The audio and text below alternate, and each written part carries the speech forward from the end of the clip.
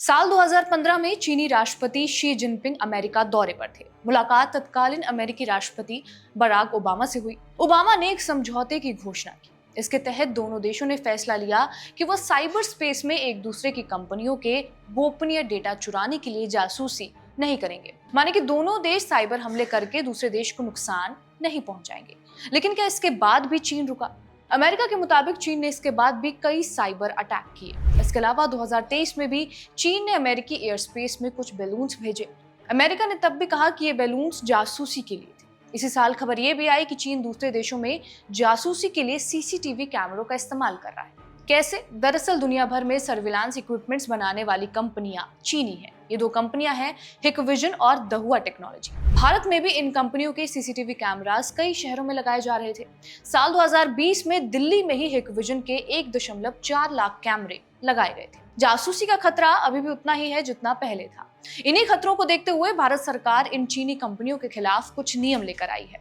इन नियमों में कहा गया है कि चीन की सीसीटीवी बनाने वाली कंपनियों को अपने कैमरे अब भारत की सरकारी लैब में टेस्ट कराने होंगे। इन कैमरों के सॉफ्टवेयर और हार्डवेयर टेस्ट होने के बाद ही ये भारत में बेचे जाएंगे।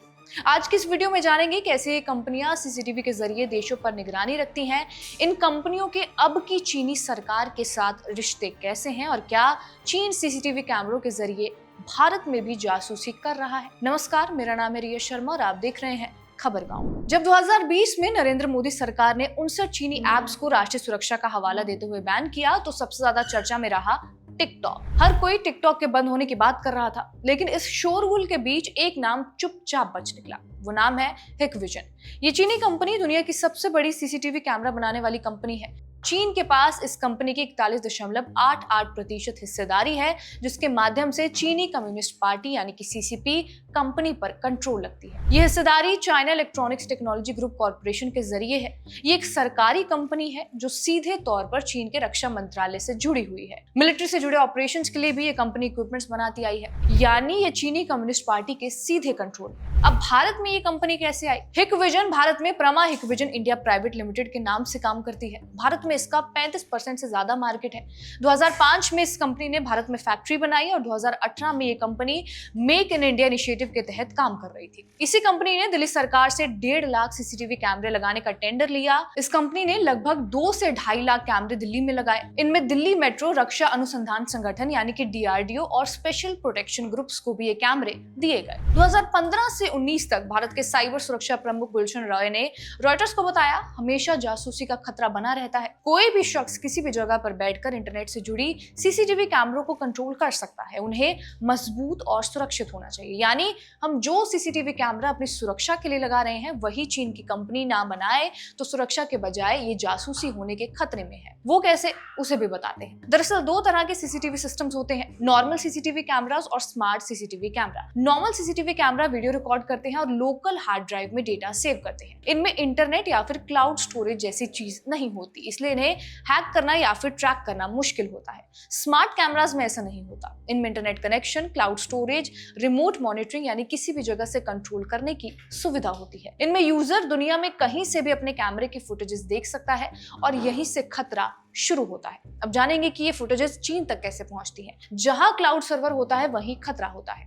अगर वीडियो डेटा चीन या चीन प्रभावित देशों के सर्वर पर स्टोर होता है तो वहां की सरकार यानी कि कम्युनिस्ट पार्टी साइबर सुरक्षा कानून के तहत उस डेटा को मांग सकती है। कंपनी खुद भी ये डेटा सरकार को दे सकती है। क्रॉस बॉर्डर डेटा ट्रांसफर नियम के जरिए होता है। इन नियमों के तहत कंपनियों को क्रॉस बॉर्डर डेटा ट्रांसफर से पहले साइबर सुरक्षा समीक्षा से गुजरना पड़ता है। सरकार राष्ट्रीय सुरक्षा के आधार पर डेटा की जांच कर सकती है। अगर आपके कैमरे हिकविजन जैसी कंपनी के हैं तो वो आपको बिना बताए डेटा सीसीपी यानी चीन की सरकार को दे सकती है। इसका एक उदाहरण भी आपको एक केस के जरिए देते हैं। फर्स्ट पोस्ट की रिपोर्ट के मुताबिक 2021 में रोम के एयरपोर्ट में 100 से ज्यादा हिकविजन के कैमरे लगाए गए थे। अचानक पता चला कि ये कैमरे चीन के IP एड्रेस पर वीडियो फुटेजेस भेज रहे। हिकविजन ने तब ये कहा कि कोडिंग में गलती थी, पर एयरपोर्ट को इस अपडेट का कुछ पता नहीं था। ऐसा ही कुछ ब्रिटेन के साथ हुआ। हिकविजन के नए कैमरे ब्रिटेन के सरकारी दफ्तर और खुफिया एजेंसियों के पास लगे और ब्रिटेन के मीडिया ने छापा कि हमें स्पाई बलून से नहीं, इन 6 फीट ऊंचे कैमरों से डरना चाहिए। ऑस्ट्रेलिया ने इसी पहल के चलते अपने संसद से ये सारे चीनी कैमरे हटा लिए, लेकिन भारत के साथ साथ ये सारे देश चीनी कैमरों का इस्तेमाल कर क्यों रहे थे। हिकविजन और दहुआ जैसी कंपनी अपने कैमरे दूसरी कंपनी के मुकाबले सस्ते दामों में देती हैं।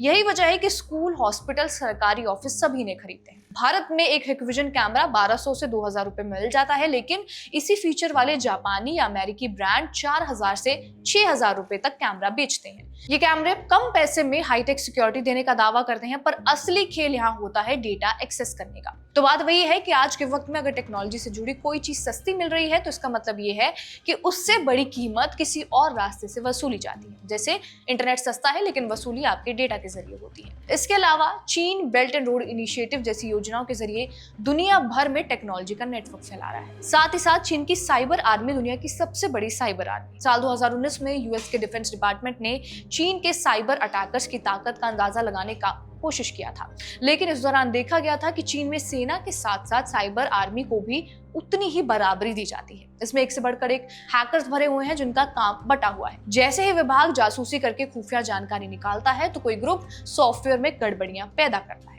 ये हैकर्स विदेशी ऑफिसों, दूतावासों और सरकारी सर्वरों को हैक कर सकते हैं। इसी वजह से चीनी कंपनियों पर देशों की नजर अब ज्यादा पड़ने लगी है। फिलहाल चीन की बड़ी टेक कंपनियां जैसे कि Xiaomi, हिकविजन और दहुआ को भारत में अब पहले से ज्यादा कड़ाई और जांच का सामना करना पड़ रहा है। इसकी वजह सिर्फ भारत की नीतियां नहीं बल्कि दुनिया भर में चीन को लेकर बढ़ती सुरक्षा है। इस कदम के पीछे कुछ और कारण भी बताए जा रहे हैं। इजराइल ने लेबनान में पेजर्स के जरिए विस्फोट कराया, जिससे ये साबित हुआ कि अगर किसी डिवाइस में छिपा हुआ कम्युनिकेशन सिस्टम हो तो उसे दूर से कंट्रोल किया जा सकता है। चीनी सोलर इन्वर्टर्स में अनजान कम्युनिकेशन मॉड्यूल्स पाए गए जो बिना बताए डेटा भेजने की क्षमता रखते थे। इसलिए भारत अब ये चाहता है कि इन चीनी कैमरों के पहले सॉफ्टवेयर चेक किए जाएं, इसके बाद ही आपके घरों या फिर ऑफिस तक पहुंच पाएंगे। बहरहाल इस वीडियो के ऊपर आपका क्या कुछ कहना है हमें कमेंट करके जरूर बताएं। कैमरे के पीछे है सर्वेश। धन्यवाद।